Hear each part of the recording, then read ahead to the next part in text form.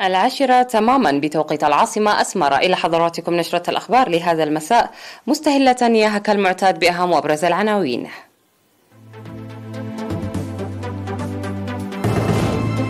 إصابة مواطن واحد بفيروس كورونا اليوم.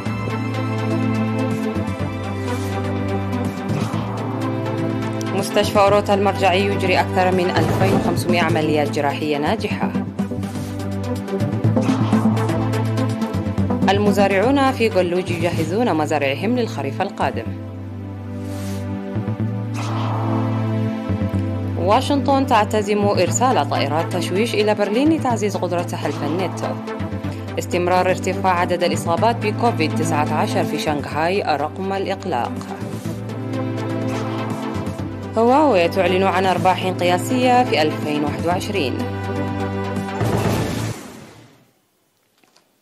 مرحبا بكم.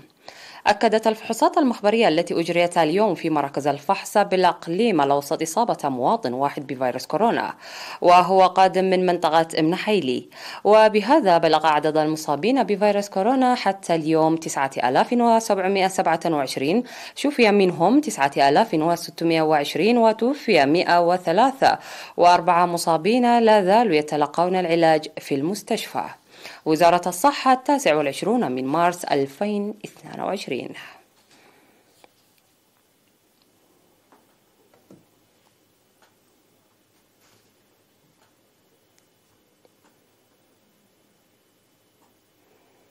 أجرى مستشفى أوروتا المرجعي في عام 2021 أكثر من 2500 عملية جراحية ناجحة، بينها 300 عملية جراحية أجريت لدون 14 عاما من المراهقين.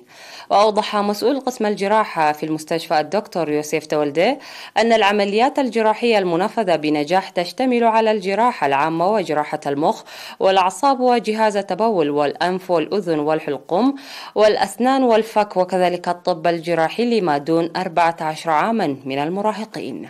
وأن 37% من الأعمال الجراحية كانت لذوي الحالات الطارئة للسيطرة على الأمعاء والالتهابات المرتبطة بمرض السكر الذين تعرضوا لإصابات جراء الحوادث الطبيعية والمرورية، و63% أجريت لهم عمليات جراحية عبر منح مواعيد. وذكر الدكتور يوسف أن غالبية المرضى أجريت لهم عمليات جراحية تشتمل على أمراض الأمعاء والكبد والمرارة وجهاز التبول، فيما أنجزت وحدة الأنف والأذن والحلقوم ربع تلك العمليات. وشرح الدكتور يوسف أن العمليات الجراحية لا يمكن أن تنفذ دون تأمين دم نقي، مشيدا بنقل خدمات الدم الوطني والمتبرعين الطوعيين لتجهيز الدم من حيث النوعية والكمية.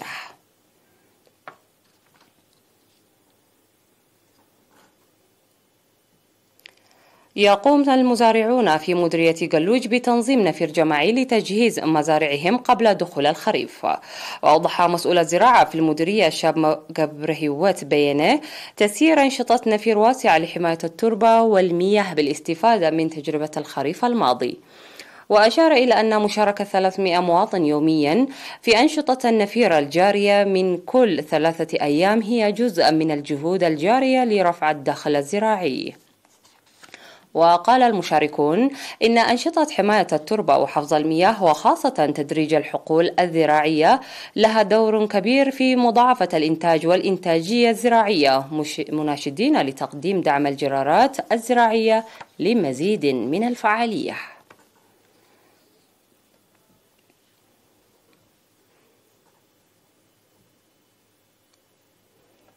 تخرج 102 طالبا بينهم 44 طالبة من طلاب كلية حمل مالو الزراعية بعد حصولهم على دورة تدريبية نظمت بالتعاون بين الاتحاد الوطني لشباب وطلبة إريتريا فرع ساوا ومؤسسات التعليم العالي وكذا التعليم العالي.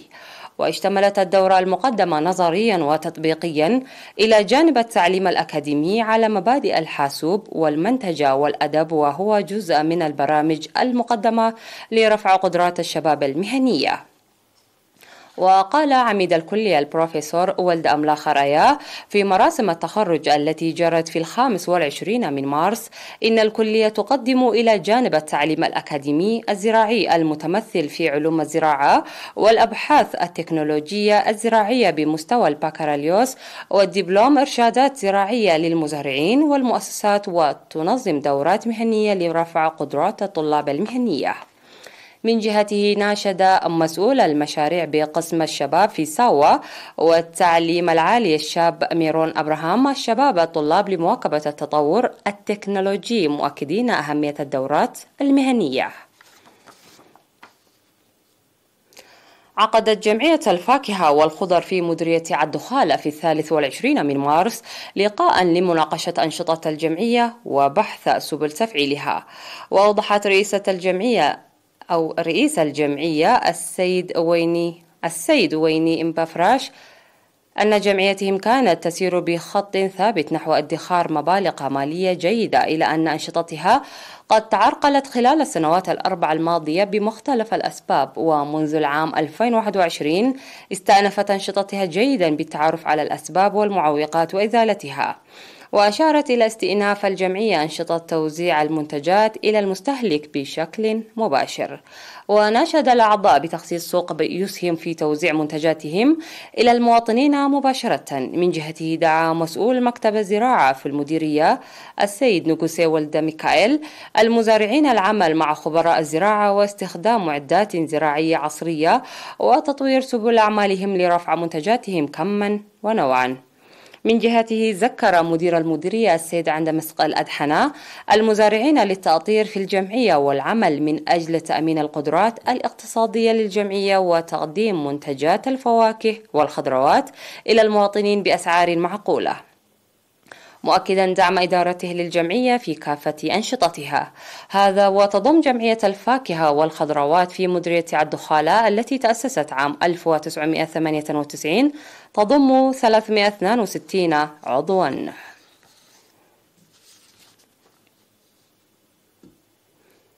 أعلن مسؤول وحدة النظافة البيئية السيد إسحاق قبرمتهن عن تنفيذ 84 قرية في مديرية مندفرة برامج الإصحاح البيئي الأهلي، وذلك في مراسم تدشين منطقتي عدي أو وأمباكتاي للبرامج بالكامل في 27 من مارس الجاري.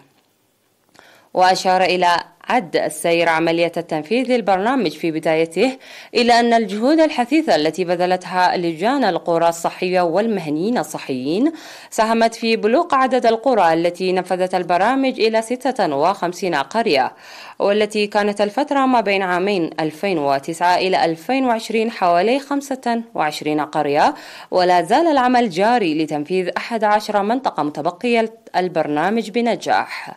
من جهته أوصى مسؤول الصحة البيئية في الإقليم الجنوبي السيد كيدان مسفن ذاكرا أهمية تنفيذ برامج الإصحاح البيئي الأهلي في مكافحة الأمراض المعدية. أوصى المواطنين لضرورة الاستخدام الجيد للبرامج والقيام برعايته جيدا.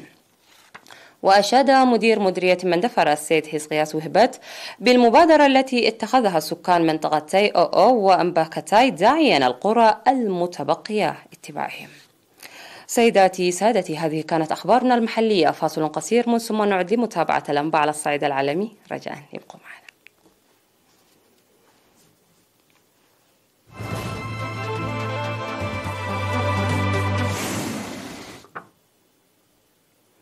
وعلى الصعيد العالمي، حيث أعلنت وزارة الدفاع الأمريكية البنتاغون عزمها إرسال 6 طائرات تشويش إلى ألمانيا تابعة للقوات البحرية الأمريكية، وذلك بهدف تعزيز قدرات حلف شمال الأطلسي. وقال المتحدث باسم البنتاغون جون كيربي إن الطائرات لا يتم نشرها لكي تستخدم ضد القوات الروسية في أوكرانيا، بل تماشيا مع جهود واشنطن لتعزيز قدرات الردع والدفاع لحلف الناتو على طول الجناح الشرقي.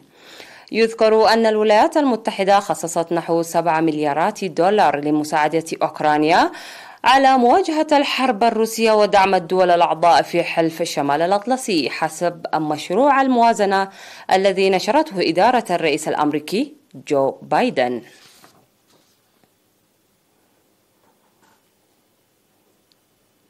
أعلنت مدينة شنغهاي ارتفاعا جديدا في عدد الإصابات بكوفيد-19 رغم الإغلاق الجزئي الذي فرضته العاصمة الاقتصادية للصين والذي تسببت بتدفق السكان إلى المتاجر للتبضع.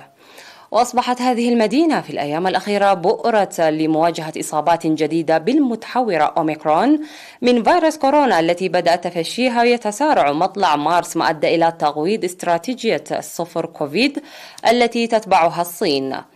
وسجلت وزارة الصحة الثلاثاء 4477 إصابة جديدة بكوفيد في شنغهاي مقابل 3500 في اليوم السابق.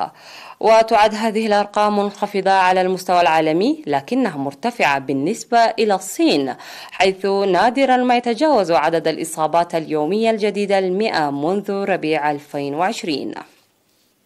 وتقول السلطات إنها قررت فرض إغلاق على مرحلتين بسبب التأثير الاقتصادي الذي سيترتب على المدينة إذ فرض إغلاق تام. أعلنت شركة الاتصالات الصينية العملاقة هواوي عن تحقيق أرباح قياسية في 2021 بزيادة 76% على أساس سنوي على الرغم من العقوبات الأمريكية المفروضة عليها.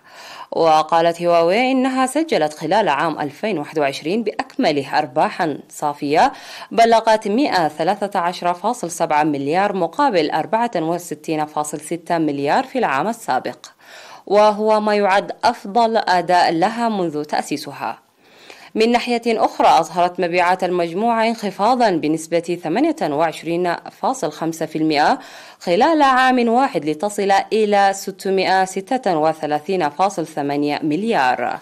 ولم تفصح هواوي عن تفاصيل عدد الهواتف المحمولة التي باعتها العام الماضي، علما أن علامتها التجارية كانت واحدة من أفضل 3 شركات لتصنيع الهواتف الذكية في العالم إلى جانب الكورية سامسونج والأمريكية أبل.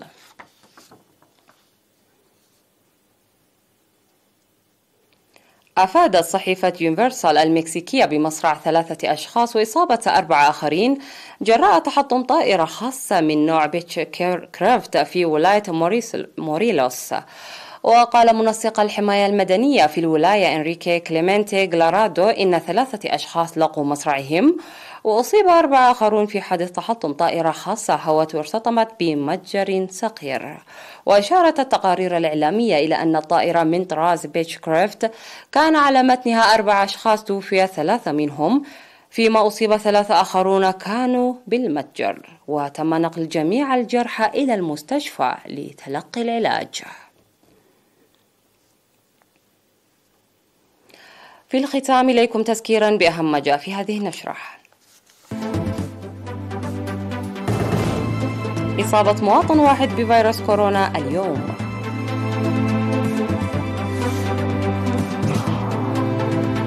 مستشفى أوروتا المرجعي يجري أكثر من 2500 عمليات جراحية ناجحة. المزارعون في قلوج يجهزون مزارعهم للخريف القادم.